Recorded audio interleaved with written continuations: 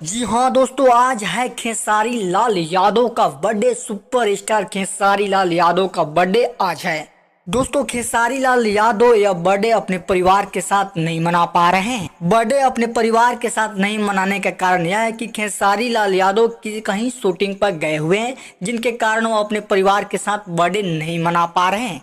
ना ही वह पटना आ रहे हैं, ना ही मुंबई। वह जहां पर हैं शूटिंग में, वहीं पर अपना बर्थडे मना रहे हैं। जी हाँ दोस्तों, खेसारी लाल यादव के लिए हैप्पी बर्थडे कमेंट में जरूर लिखिएगा और इस वीडियो को ज़्यादा से ज़्यादा अपने दोस्तों को शेयर करें और अपने व्हाट्सअप फेसबुक को पर स्टेटस जरूर लगाएं। अगर हमारे चैनल में नए हैं तो हमारे इस चैनल को सब्सक्राइब कर लीजिएगा भोजपुरी अपडेट पाने के लिए। फिर मिलेंगे अगले वीडियो में, तब तक के लिए।